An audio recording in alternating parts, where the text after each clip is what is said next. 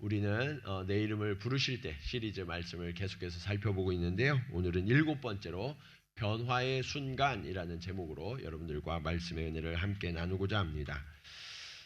저는 올해가 일본에 온 지 10년째 되는 해입니다. 올해 10년이 되어서 어떻게 보면 지난 10년을 돌아볼 때 모든 것이 하나님의 도우심과 은혜였구나 하는 것들을 경험하고 또 고백하지 않을 수가 없습니다.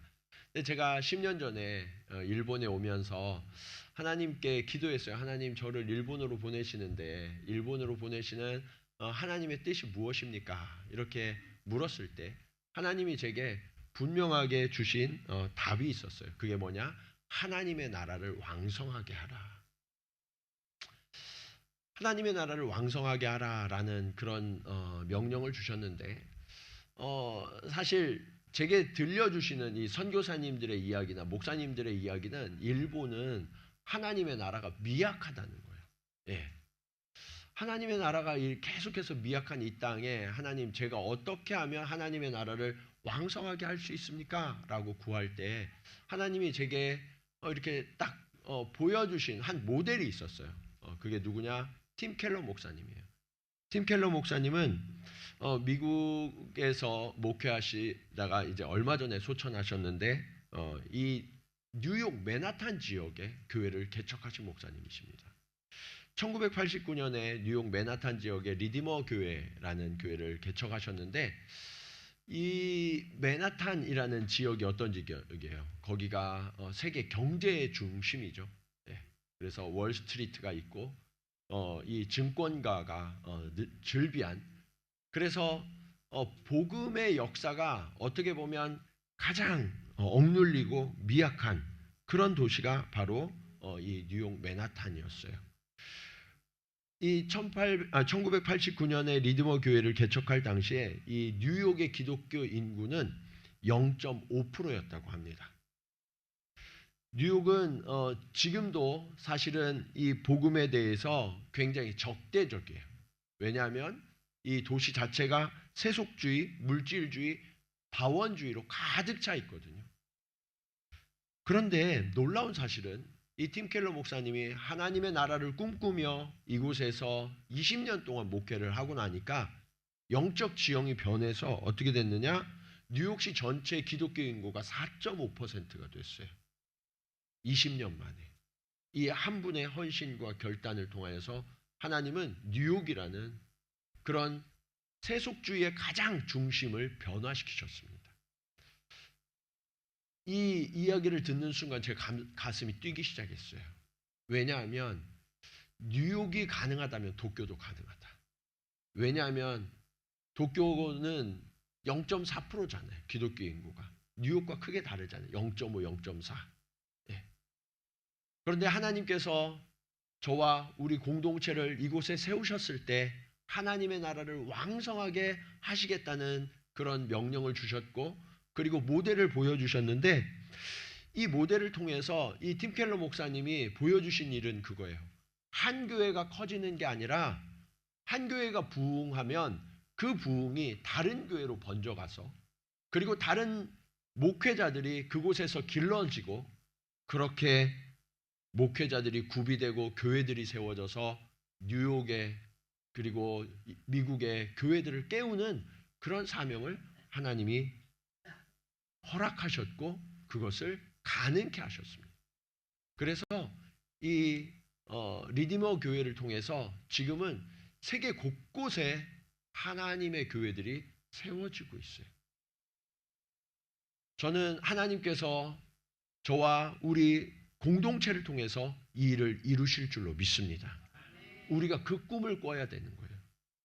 저는 하나님 앞에 기도할 때마다 하나님께서 일본에 있는 많은 영혼들을 보내어 주시겠다고 말씀하시는데 이것이 우리 교회만이 아니라, 우리 교회만의 부흥이 아니라 일본에 있는 많은 교회들을 깨어나게 하셔서 그곳을 채우게 하시겠다고 말씀하세요. 그리고 저만이 아니라 일본에 있는 수많은 목회자들을 깨우시고 구비시키셔서 그들을 통해 일하시겠다고 말씀하세요. 이 일을 위하여 보냄받은 공동체가 바로 우리들이라는 사실을 기억하시기 바랍니다. 그래서 여러분, 우리는 말씀 앞에 우리의 삶을 드리고 결단하고 헌신하셔야 돼요. 이것이 우리 교회에 주신 하나님 나라의 비전입니다. 그렇다면 우리는 어떻게 이 하나님 나라의 비전을 이루어갈 수 있을까요? 그것이 오늘 말씀의 교훈들입니다. 첫 번째로, 변화는 결단과 순종을 통해서 시작된다는 거예요. 하나님께서 우리에게 오늘 말씀하시는데 주인공이 누구냐? 침례 요한이에요. 침례 요한. 이 침례 요한은 예수님의 오심을 준비하는 사람이었죠. 우리가 지난주 말씀을 통해서 살펴봤잖아요. 그런데 이 예수님의 오심을 준비하던 이 침례 요한이 이제 하나님 나라를 위하여서 밑거름이 되었어요. 어떻게 그런 일이 가능했을까? 저와 여러분의 삶을 우리가 한번 돌아봐야 되는데, 우리가 신앙생활을 하다 보면 점점 신앙에 대한 지식과 경험이 쌓여가요. 그렇죠? 여러분들 신앙생활을 하시다 보면 내가 신앙에 대해서 알고 믿음이 자라가는구나. 그런데 여러분 한번 진솔하게 스스로 한번 돌아보세요. 내가 신앙 연수가 더해가는 만큼 내 신앙도 깊어지는가? 정말 그런가요? 바라기는 그렇게 바라는데 이게 정비례하진 않는 것 같아요. 오랫동안 교회를 다녔지만 신앙이 그 자리인 그런 분들도 꽤 많이 계시죠. 그렇다면 왜 이런 일이 일어날까? 사실 이게 쉽게 깨달을 수 있는 현장이 있어요. 그게 어디냐? 학교예요. 학교. 여러분들 어렸을 때 학교 다니셨잖아요. 학교를 빠지지 않고 열심히 다니셨을 거예요. 학교를 빠지지 않고 열심히 다니면 어때요? 공부를 다 잘하게 되나요? 예? 출석 안 빠지고 하셨잖아요. 시간을 잘 지키셨잖아요. 그런데 다 우등생이셨어요? 꼭 그렇진 않거든요. 공부를 잘하려고 그러면 일단 선생님이 가르쳐 주시는 것을 잘 들어야 돼요. 예. 그리고 예습 복습을 열심히 하고 열심히 순종해서 공부를 열심히 해야 공부를 잘하게 되거든요. 그런데 우리가 이런 걸 다 알면서 교회 와서는 주일날 한번 예배 잘 드리면 내 신앙이 좋아지는 줄 착각해요. 주일날 아무리 여러분들 열심히 와서 이렇게 예배 드려도요, 저희 목회자들이 조사를 해봤어요. 조사를 해봤더니 설교의 유효 시간은 설교 끝나고 5분간이래요. 네. 그렇기 때문에 우리 신앙이 깊어지기가 참 어렵습니다. 그렇게 하면 어떻게 해야 되느냐? 신앙의 성장을 위한 결단과 순종이 필요하다는 거예요. 오늘 그 결단과 순종이 우리에게 있기를 축원합니다. 자, 오늘 본문이 그것을 잘 보여줘요. 자, 35절 36절 말씀 우리 같이 한번 읽겠습니다. 자, 시작.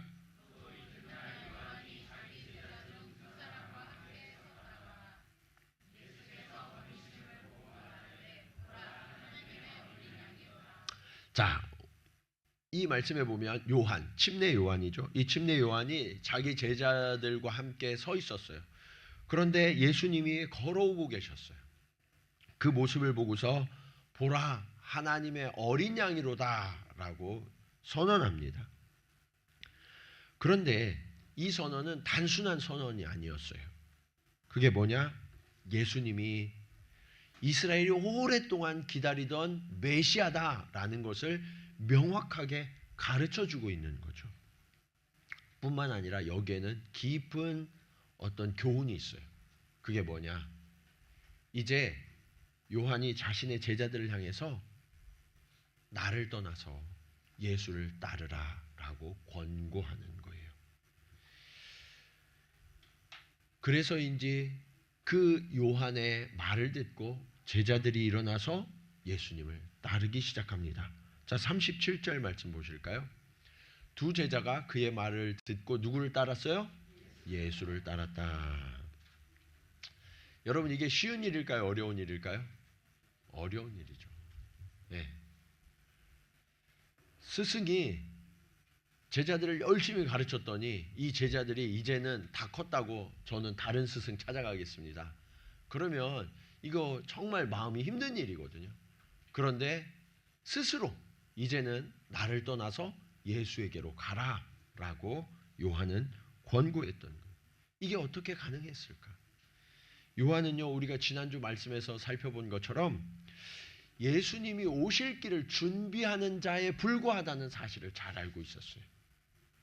그래서 여러분, 우리가 신앙생활의 성숙을 이루려면 어떻게 되냐면 겸손해져야 돼요. 어떻게 해줘야 된다고요? 겸손해져야 돼요. 그래야만 내가 배울 수 있게 돼요. 근데 너무나 많은 분들이 신앙생활 하면서 겸손을 잃어버려요. 아, 내가 이 정도 신앙생활 했는데 10년 됐는데 20년 됐는데 아니 난 40년 됐거든. 그러면서 더 이상 배울 게 없다고 생각해요. 그런데 여러분, 겸손하십시오. 하나님 앞에 우리는 늘 겸손해서 배워야 하려는 거예요. 자, 그런데 이 두 제자만 예수님을 따라간 게 아니라 요한 앞에 나와서 침례를 받고 또 가르침을 받던 수많은 백성들도 다 요한을 떠나서 예수님께로 가기 시작하는 거예요. 마음이 쉬웠을까요? 어려웠을까요?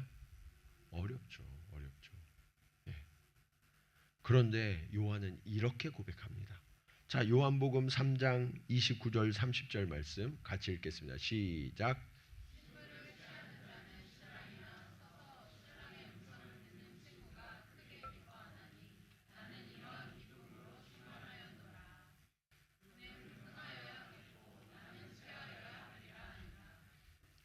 그가 누구예요? 예수님. 예수님은 어떠해야 된다고요? 흥하여야 되겠고 나는 쇠하여야 하리라. 네. 우리 옆에 계신 분들하고 이렇게 한번 이야기해 봅시다. 예수님은 흥하고 저는 쇠해야 마땅합니다. 자, 시작. 아멘이십니까? 그 마음을 가지세요. 우리가 이 마음을 놓치지 않으면 우리는 주님 앞에서 늘 자라갈 수 있게 되는 거예요. 침례 요한은 태어나던 순간부터 늘 겸손했어요. 그리고 순종했어요. 자기만 순종한 것이 아니라 자신을 따르던 수많은 사람들도 예수님 앞에 순종하는 길로 이끌어냈던 거예요. 교회는 그런 곳이에요. 주님 앞에 순종하는 자들로 채워져야 되고요. 그 길로 이끄는 자가 돼야 돼요. 그러려면 내가 먼저 순종해야죠. 예. 그런데 너무나 안타깝게도 교회는요, 순종의 길로 이끌지 않아요. 오히려 교만한 길로 이끄는 경우가 훨씬 더 많은 것 같아요. 예. 내가 하나님을 알면 알수록 겸손해져야 되는데 하나님을 알면 교만해져요. 내가 주님의 몸된 교회를 위하여 헌신을 많이 하면 많이 할수록 겸손해져야 되는데 그러면 그럴수록 교만해져요. 그러다 보니까 교회 오래 다니고 봉사 많이 하고 헌신을 많이 한 사람이 제일 교만한 것 같아요. 목사들이 제일 교만하고 그 다음 장로님들이 교만하시고 그 다음 권사님들이 교만하시고 믿은 지 얼마 안 된 분들이 제일 겸손하세요. 거꾸로 돼야 하지 않을까요? 네. 사랑하는 여러분, 우리가 진짜 예수를 따른다면 예수님이 겸손하셨던 것처럼 우리도 겸손해져야 할 줄로 믿습니다. 늘 겸손하여서 그 주님 앞에 언제든지 내 삶을 드리는 저와 여러분 되기를 간절히 축원합니다.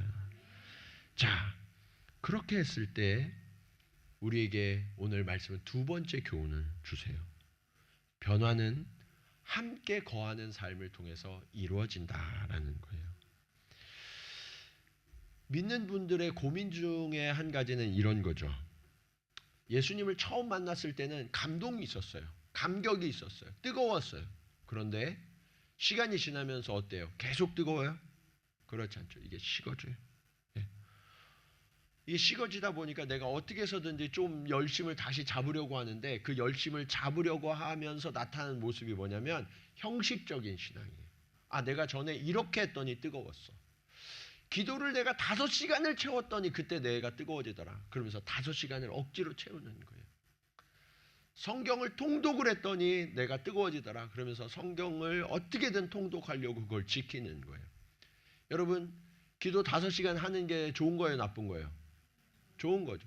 통독하는 게 좋은 거예요, 나쁜 거예요? 좋은 거죠. 그런데 문제는 이게 형식만 남고 내용이 사라지는 경우가 너무나 많이 있다는 거예요. 여러분이 주를 위해서 헌신하고 봉사하는 경우도 마찬가지예요. 내가 정말 주를 위해서 섬기고 애쓰면 내 안에 기쁨이 막 차고 넘쳐야 되잖아요. 그런데 그게 아니라 힘들어요. 아, 나만 왜 이러지? 왜 나만 이렇게 해야 되지? 그러면서 사실 여러분이 복권 당첨을 여러분만 되시면 얼마나 기뻐요. 그렇죠? 예? 그럴수록 당첨금이 커지잖아요. 그런데 교회에서 섬기는 건 나만 일하면 너무 기분이 나빠. 예. 나만 섬기면 상급이 더 클 줄로 믿습니다. 예. 하늘의 상급이 더 커요. 그런 일들을 우리가 놓치니까 이게 자꾸 형식적이 되는 거예요. 의식적이 되는 거예요. 신앙이. 그런데 이게 신앙을 버텨주기도 하지만 메마르게 한다는 사실을 우리는 기억해야 돼요.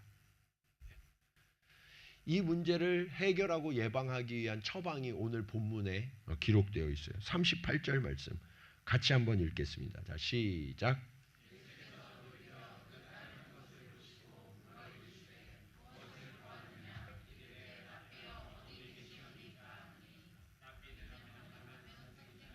자, 예수님은 두 제자가 따라오는 것을 이제 보셨어요. 그리고 물으세요. 뭐라고 물어보셨어요? 무엇을 구하느냐? 그러니까 그들이 뭐라고 대답해요? 선생님, 어디 계십니까?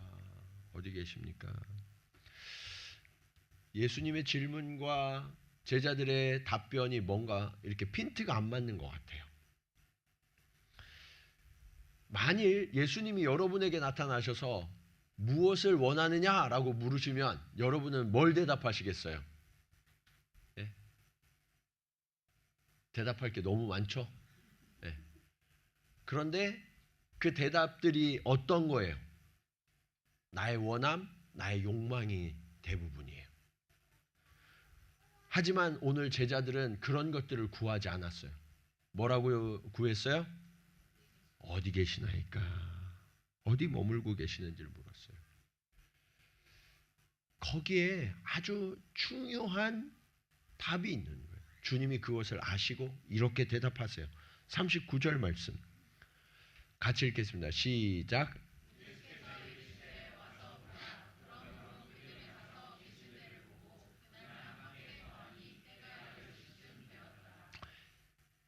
어디 계십니까? 라고 예수님께 물으니까 예수님이 뭐라고 하셨어요? 와서 보라, 와서 보라. 활짝 열고 초청하셨어요. 와서 보라. 그리고 제자들과 함께 가서 함께 거했어요. 함께 드셨어요. 함께 주무셨어요. 여러분, 이게 신앙의 가장 중요한 포인트예요. 우리가 신앙이 왜 잘하지 않냐면 우리는 예배당에 들어올 때 예수님 저 왔어요 라고 인사해요. 그리고 예배당을 나갈 때 뭐라고 그래요? 안녕히 계세요. 다음 주에 뵐게요. 네, 그런단 말이에요. 실제로 그렇게 인사하진 않지만 우리 삶이 그래요. 여러분, 일주일 동안 예수님과 얼마나 함께 하셨나요? 네. 예수님이 조금만 나서서 도와주시려고 그러면 예수님 잠깐만 계셔보세요. 이거는 제 일이니까. 그리고서 여러분이 뭔가를 계획하고 뭔가 앞장서서 그렇게 살아가지 않으셨어요? 여러분, 우리의 모습이 그래요. 그러다 보니까 신앙이 잘해야 되는데 잘하질 않는 거예요. 일주일간 예수님과 늘 함께하면서 예수님이 가르쳐 주시는 것을 듣고 거기에 따라서 순종해야 내 믿음이 자라가는데 예수님과 전혀 상관없이 살아가니까 그러다가 주일에 잠깐 와서 1시간 동안 잠깐 이야기 듣고 잠깐 기도했다가 잠깐 찬송했다가 아 그렇지 내가 잘못 살았네 다음엔 잘해야 되겠네 결단하고 가는데 또 예수님은 여기다 그냥 계시라고 그러고 혼자 나가니까 그 삶이 변화되지 않는 거죠. 그런데 여러분 진짜 제자는 그런 게 아니에요. 예수님과 함께 거하는 거예요. 함께 사는 거예요. 두 제자만이 아니라 예수님의 12제자는 예수님의 공생의 3년 동안 항상 함께 살았어요. 네. 그래서 함께 먹고 함께 자고 예수님이 가시는 곳마다 함께 나아가고 그리고 예수님이 하시는 일을 함께 했어요. 그러면서 예수님이 누구신지 어떤 일을 하시는 분인지 어떤 말씀을 하시는지를 하나하나 다 배우는데 그냥 배우는 게 아니라 체득한 거예요. 체득한 거. 저절로 나와요. 체득이 되니까. 그러면서 그들은 예수님을 닮아가고 있었던 거죠. 사랑하는 여러분, 주일에 교회에 오셔서 찬송하고 예배드리고 말씀 공부하고 기도하고 너무 중요하죠. 그런데 그거는 주께 나오는 순종이에요. 네. 이곳을 떠나가서도 주님과 함께 거하며 함께 순종하는 그 변화가 우리에게 필요해요. 그래야만 저와 여러분이 예수님을 닮아갈 수 있어요. 네. 사랑하는 여러분, 주일만이 아니라 일상에서 주님과 동거하시기를 축원합니다. 일상에서 주의 말씀을 듣고 순종하기를 축원합니다. 일상에서 그 주님 앞에 엎드리기를 축원합니다. 그래야만 우리가 변화될 수 있어요. 그렇게 주님을 닮아가면 우리에게 나타나는 또 하나의 일이 있어요. 그게 오늘 말씀의 마지막 교훈입니다. 변화는 진리의 증언을 통해서 지속돼요.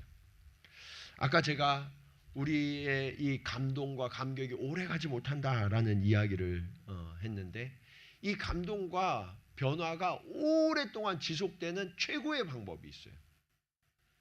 그게 뭐냐? 예수님을 전하는 삶을 사는 거예요. 예수님을 전하는 삶을 사는 거예요. 자, 40절, 41절 말씀 우리 같이 한번 읽겠습니다. 자, 40절, 41절 시작.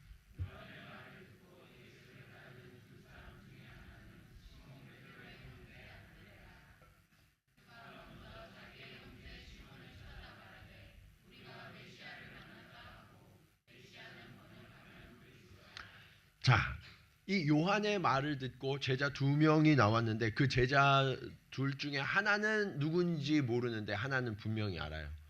그가 누구냐? 안드레예요. 안드레. 근데 안드레는 누구 동생이래요?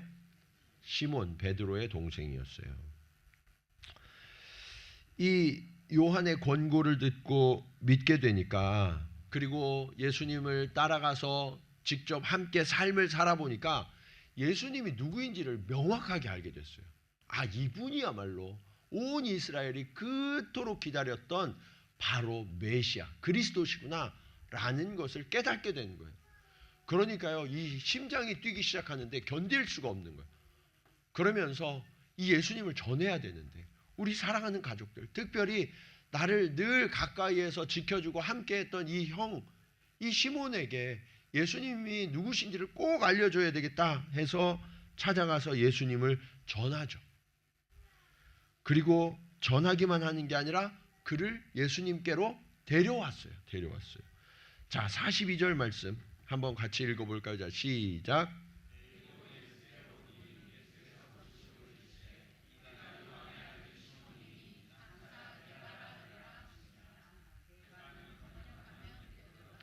자, 예수님이 이 베드로를 요한의 아들 시몬이라고 부르셨죠.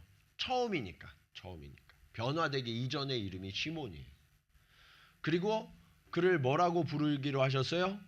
게바. 게바는 번역한 무슨 뜻이라고요? 베드로.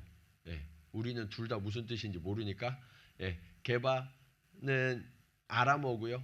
베드로는 이 헬라어예요. 그런데 이 게바 베드로는 무슨 뜻이냐? 반석이라는 뜻이에요. 반석. 베드로는 예수님이 보실 때 반석이 될 것이다 라고 말씀하신 거예요.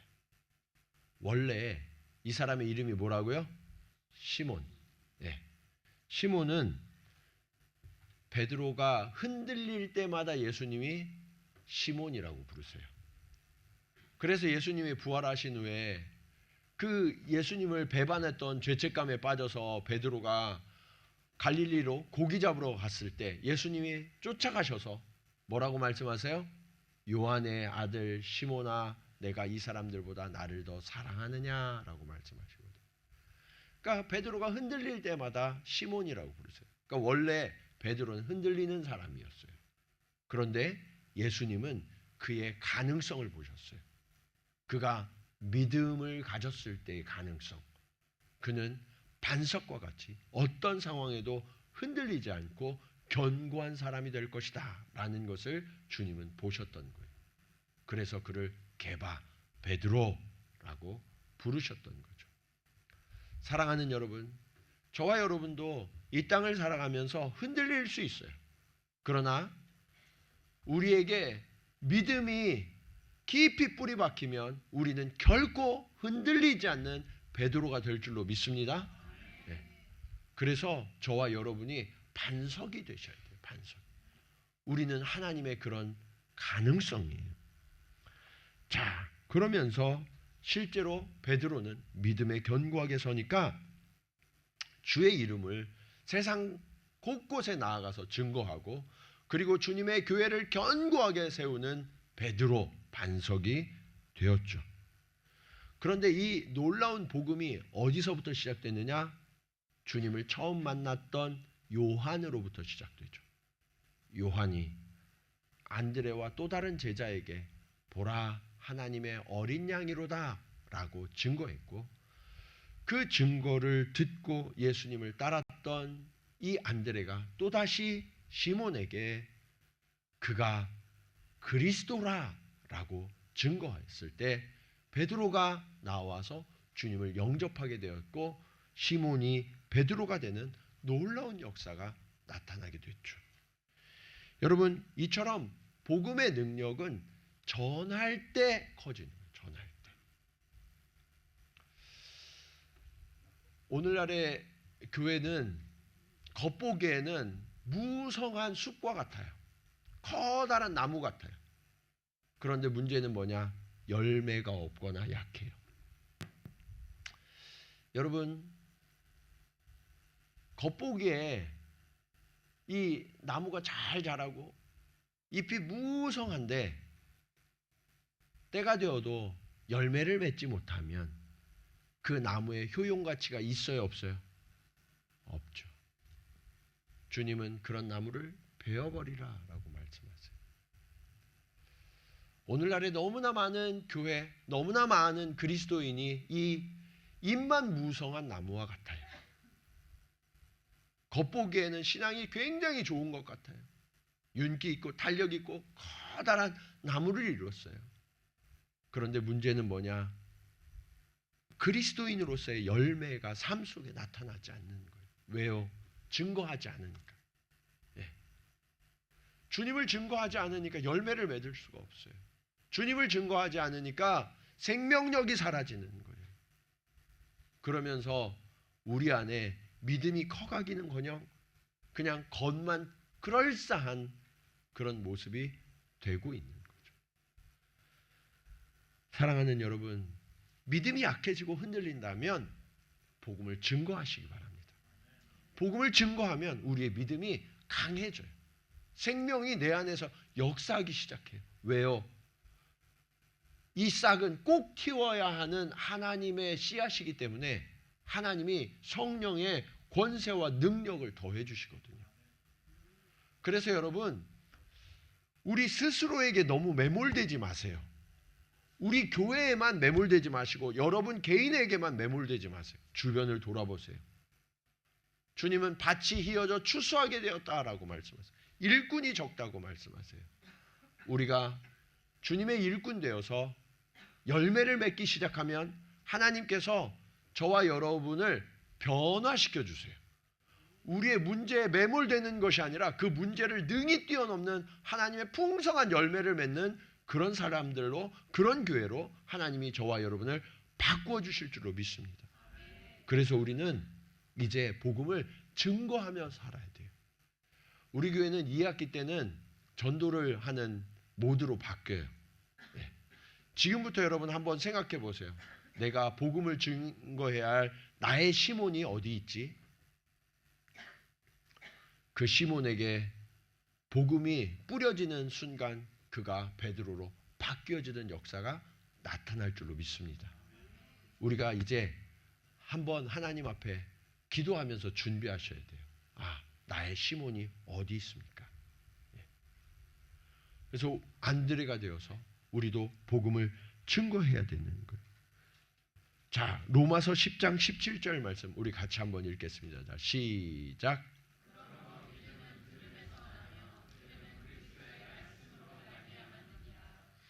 여러분, 믿음은 어디에서 난다는 거예요? 들음에서. 누가 전해주지 않으면 들을 수가 없잖아요. 그런데 무엇을 전해줘야 된다는 거예요? 그리스도의 말씀을 전해줘야 된다고요. 이게 바로 복음의 능력이에요. 우리가 복음을 전할 때 믿음이 나타나는 거예요. 믿음이. 저와 여러분의 믿음이 지금 식어지고 있습니까? 믿음이 점점 더 약해지고 있습니까? 그리스도를 전하시기 바랍니다. 그러면 믿음이 자라나요. 생명이 무성하게 열매 맺게 될 거예요. 복음을 전하는 자에게 성령이 역사하셔서 우리의 삶이 변화되는 것을 보게 될 것입니다. 믿음이 살아 움직이고 내 삶이 변화되어서 내 삶을 통해서 예수 그리스도가 나타나게 하실 거예요. 하나님은 이 일을 위해서 저와 여러분을 이 땅에 보내셨고 이곳에 함께 모이게 하셨습니다. 이제 결단하시기 바랍니다. 나만을 위한 믿음이 아니라, 나의 욕망을 위한 믿음이 아니라 예수가 어디 계시는지를 묻고 그 예수와 함께 거하면서 예수를 닮아가셔야 해요. 그리고 그 예수를 닮아가는 것으로 만족하는 것이 아니라 이제 열매를 맺으셔야 돼요. 하나님은 저와 여러분에게 이런 변화를 시작하라고 명령하십니다.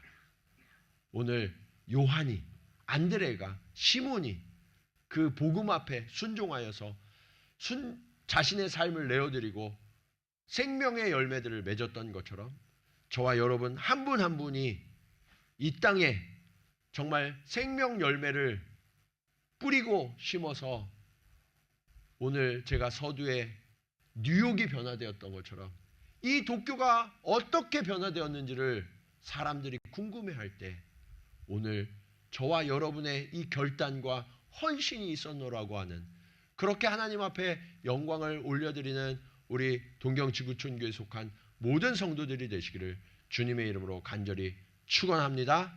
아멘. 제가 오늘 순서를 하나 빠뜨렸어요. 네. 오늘 원래 보면 광고 뒤에 간증이라고 하나 있거든요. 예. 저희가 이런 교회 모든 사역들을 함께 할 때 가장 앞서서 해야 될 것이 기도입니다. 기도. 예. 그래서 이 기도가 우리 중보기도 사역이 있는데 이 중보기도 사역은 12주 동안 이 세미나를 듣고 헌신하실 때 수료가 되시거든요. 그래서 우리 노한나 권사님이 우리를 위해서 또 이제 대표로 나오셔서 중보기도 사역에 대해서 어떠셨는지 이 간증을 지금 전해주시고 그 다음에 우리 함께 기도하도록 하겠습니다. 우리 박수로 맞이하겠습니다.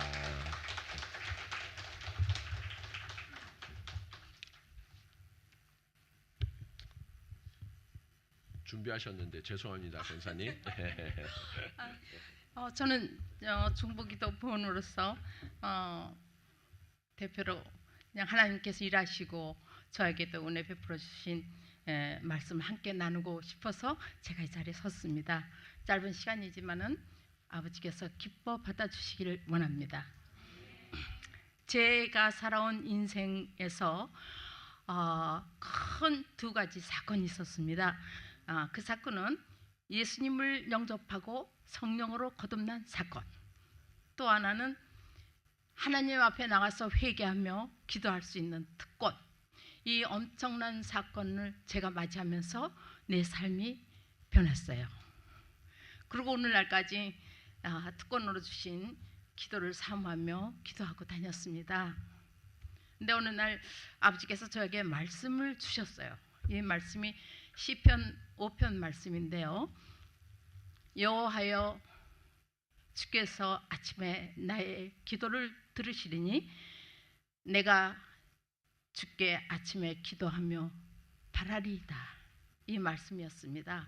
그래서 저는 이 말씀을 정말 마음의 심장에 새겼습니다. 그리고 아침에 우리 예수님께서 미명에 기도하시던 그 모습을 생각하면서 새벽을 달렸어요. 기도로. 기도를 새벽을 다니면서 기도해 왔는데 제가 우리 지구촌 교회로 옮기면서 새벽 기도를 사모했어요. 하나님, 새벽 기도 할 수 있는 길을 열어주세요. 이렇게 기도를 했는데 길을 열어주셔서 중보기도부에 들어가서 본 한 사람으로서 기도를 합니다. 하나님께서 지으신 세상의 평화를 위해서, 또 우리 대한민국 나라를 위해서, 또 일본이 이 땅 영혼 구원을 위해서, 우상으로 가로막혀 불모지가 된 이 땅에 우리 믿음의 권속들이 모두가 교회가 돼서 복음을 전할 때 들은 자들이 오키나에서 홋카이도까지 1천만 구령이 일어나 주님을 찬양하며 예배하는 그 모습을 제가 바라면서 기도합니다. 끊임없이 기도합니다. 또한 우리 지구촌 교회 모든 성도님들 위해서 기도하죠. 또 특히 우리 교회를 이끌어 가시는 오늘 허석진 담임 목사님 능력과 권세 위에 기름 부어 주시고 날마다 지혜와 총명과 명청으로 충만케 하셔서 우리 교회가 물된 동산같이 아름답고 강한 교회가 되게 해주세요. 또 개개인의 기도 제목이 있습니다. 그 제목을 들으면서 보면서, 그러나 저는 개인적으로 그분들을 모르나 우리 하나님께서는 친히 그분들을 아시오니, 하나님, 연약한 지체들에게는 아버지의 손길이 필요합니다. 피 묻은 옷을 만져주셔서 치료하여 주시옵시고, 여러 가지 문제로 놓고 기도하시는 그분들의 길을 열어 주시옵시고, 우리 자녀들을 위해 기도합니다. 장래 교회와 나라를 지켜갈 꿈나무들, 아버지 하나님, 이 아이들이 믿음으로 견고하게 서서 세상에 나가서 영향을 끼치고 세상에 물들지 않는 우리 아이들로 하나님 키워주세요. 지켜주세요. 이러고 저는 새벽을 달렸습니다. 날마다 달리면서 기도하는데 어느 날 말씀이 스쳐갔어요. 시편 말씀 91편 말씀인데, 지존한 자의 은밀하게 거하는 자는 전능하신 자의 그늘 아래 거하리로다. 이 말씀이 쓱 스쳐갔어요. 그래서 이 말씀이 정말 참 위대한 광대한 말씀이구나. 그 말씀 그냥 그대로 가슴에 품고 기도를 다녔어요. 그런데 시간이 가면 갈수록 달리면서 제가 집에서 교회까지 한 35분 아니면 33분 걸려요. 말씀도 묵상하고 또 말씀도 들으면서 가는데 이 말씀이 항상 또 스쳐가고 또 스쳐가고, 어제도 오늘도 내일도 말씀이 자꾸 스쳐가고 이제는 울림이 막았어요. 그래서 이 말씀은 지금 하나님 저에게 대한 무슨 말씀이신데, 저는 그냥 말씀으로만 듣고 위대하신 말씀이다 라고 했는데, 그래서 어느 날 저는 새벽에 텅 빈 성전에 들어가 하나님 앞에 무릎을 꿇었습니다. 진솔하게 하나님께 물었습니다. 아버지, 지존한 자의 은밀한 것에 거하는 자는, 이 말씀을 하시는데 저를 향한 말씀이신데 제가 믿음의 어린아이가 돼서 지금 깨닫지를 못하고 있는데 하나님 좀 가르쳐 주시어요.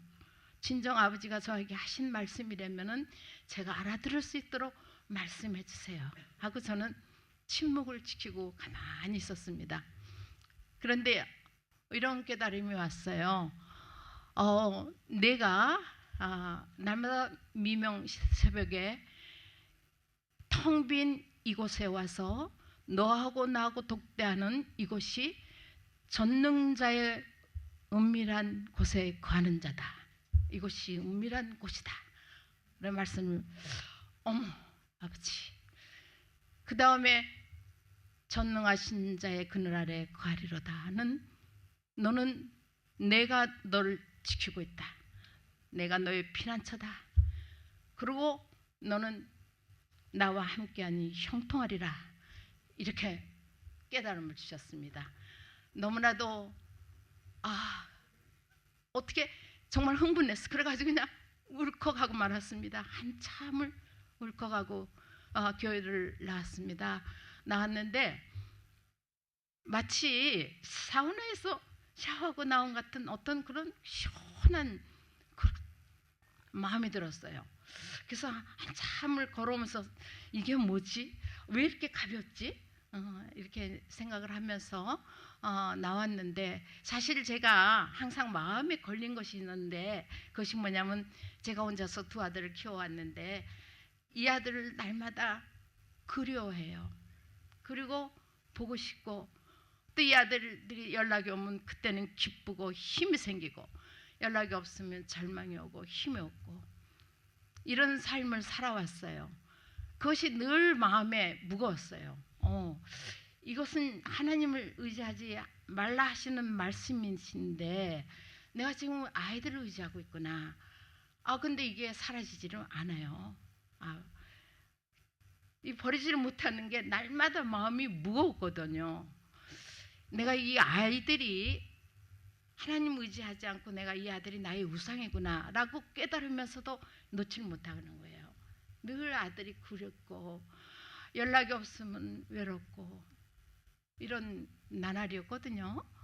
근데 이 말씀 함께 하니 너는 형통하리라 하신 말씀이 저를 얼마나 힘을 주셨는지 정말입니다. 지금 이 순간까지 애들이 연락이 있든 없든 너무나도 자유로워요.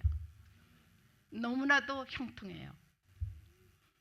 그러니 나의 삶, 믿음의 삶, 교회 생활이 얼마나 수월한지 모르겠어요. 이게 형통이구나. 이렇게 하나님께 감사를 하면서 지금 예배 생활을 하고 있습니다.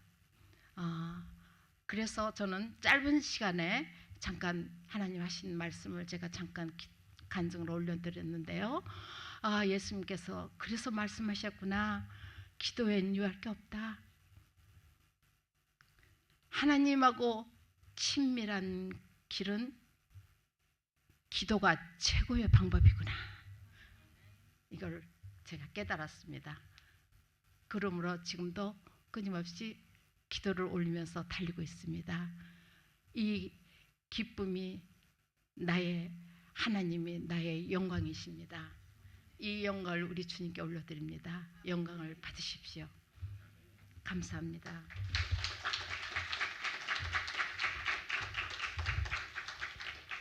감사합니다. 더 많은 분들이 기도를 통해서 하나님을 가까이에서 만나는 은혜가 있기를 축복합니다.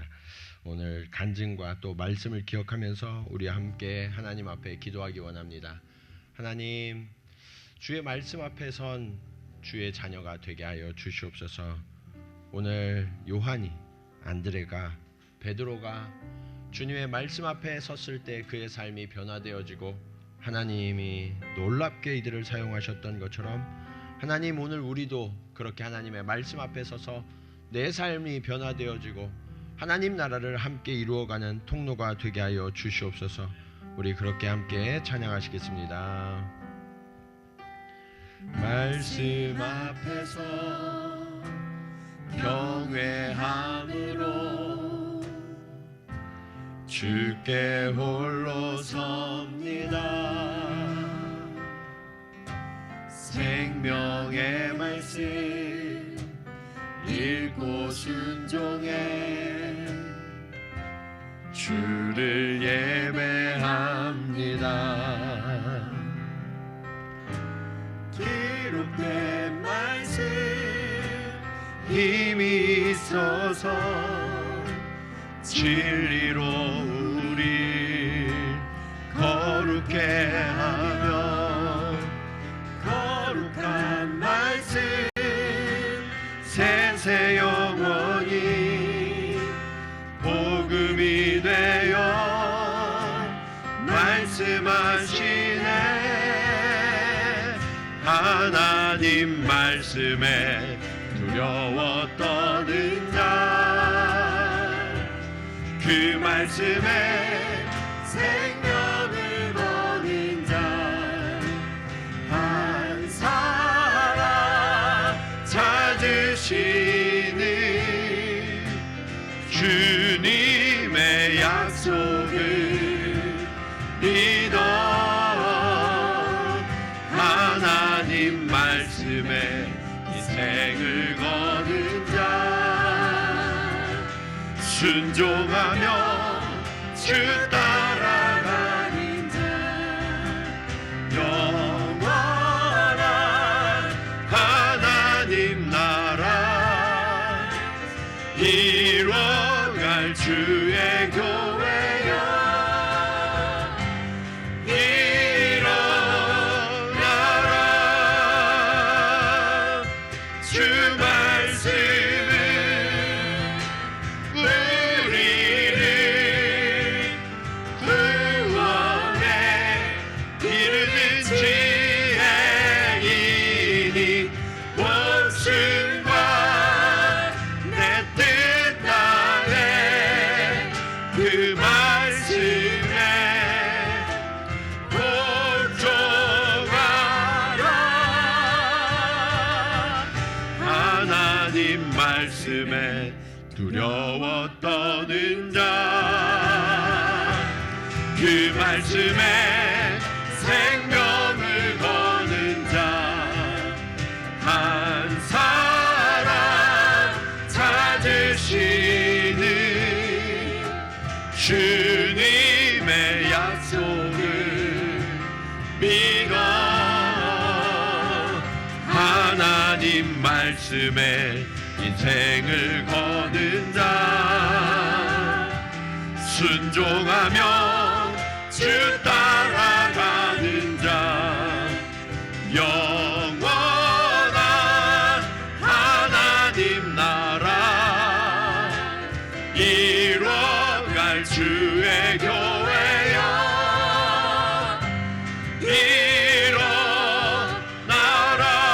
일어나라. 우리 말씀을 기억하면서 함께 기도하기 원합니다.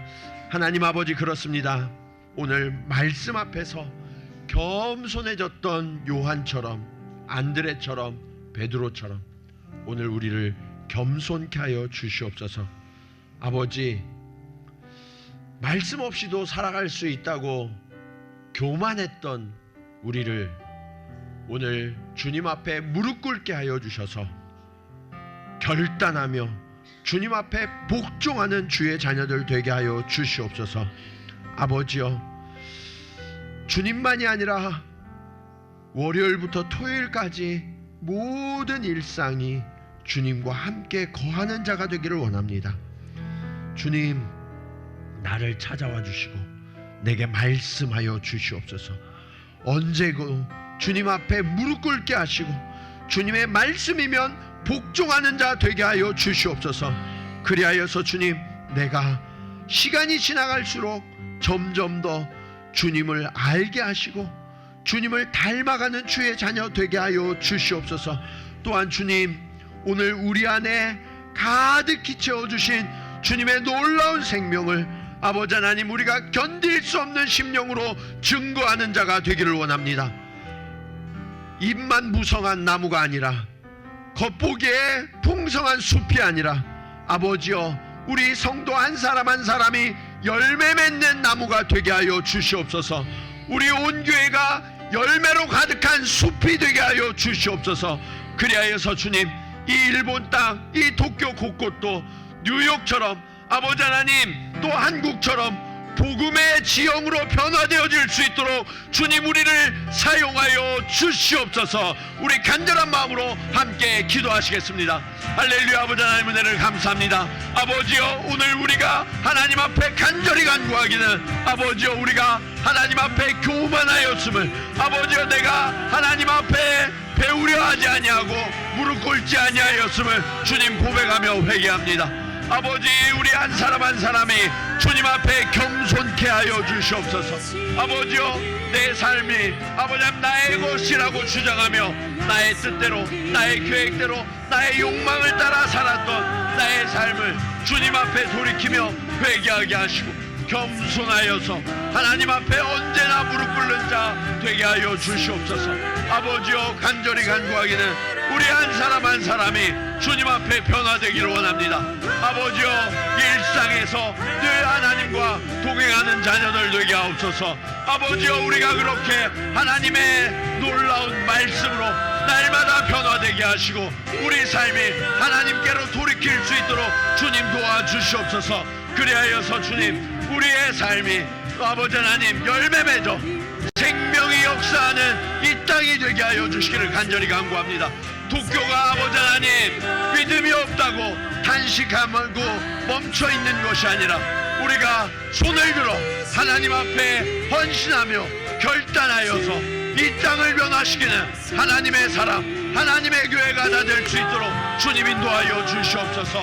아버지, 우리가 입을 열어 증거할 때 하나님의 사람들이 나오게 하시고 요한과 안드레와 베드로처럼 반석과 같이 이 땅에 하나님의 나라를 견고하게 세우는 하나님의 놀라운 역사가 우리 가운데 이루어지도록 우리 동경지구 촌교회가 반석과 같은 교회가 되어 하나님의 나라를 곳곳마다 세워가는 이 사명을 감당할 수 있도록 주님 우리를 사용하시고 역사하여 주시옵소서.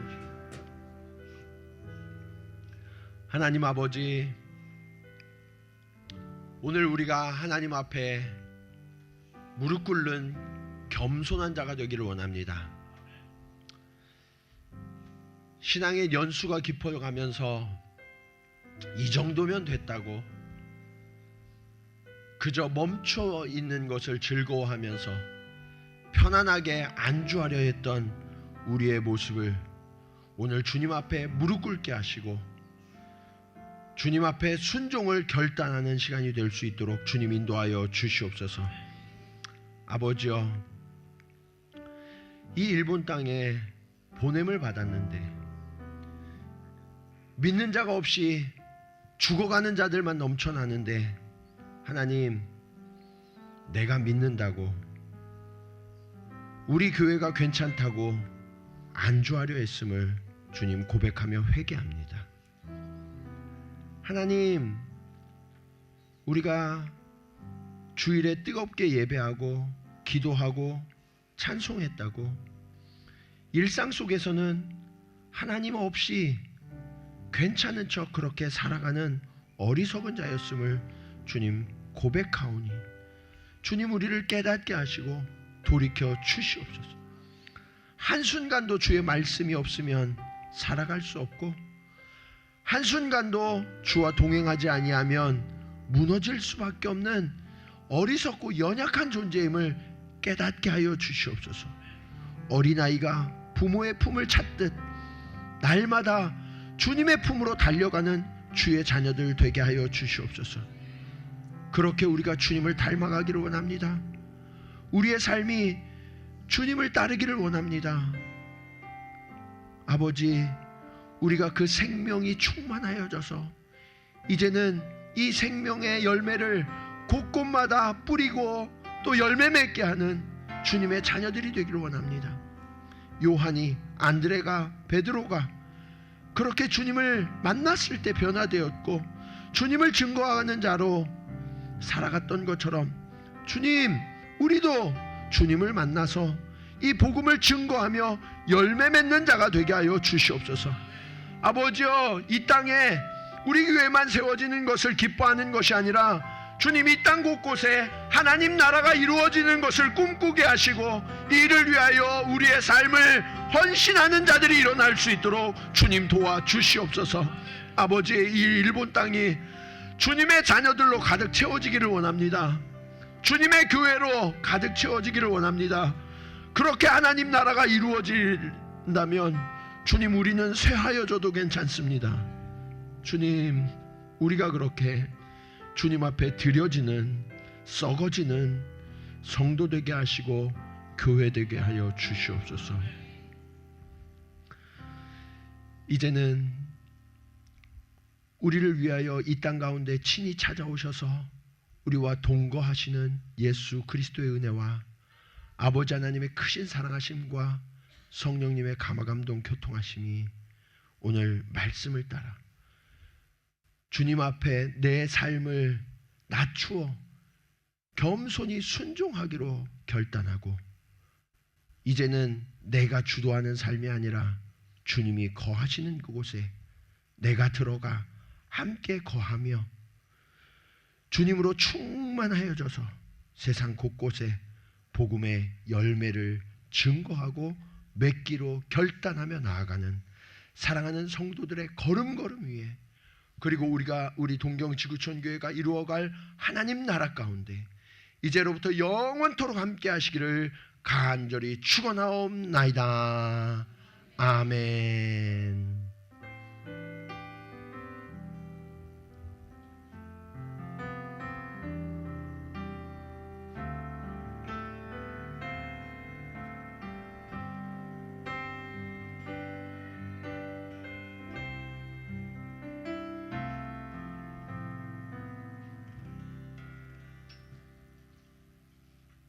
네, 예배를 마쳤습니다.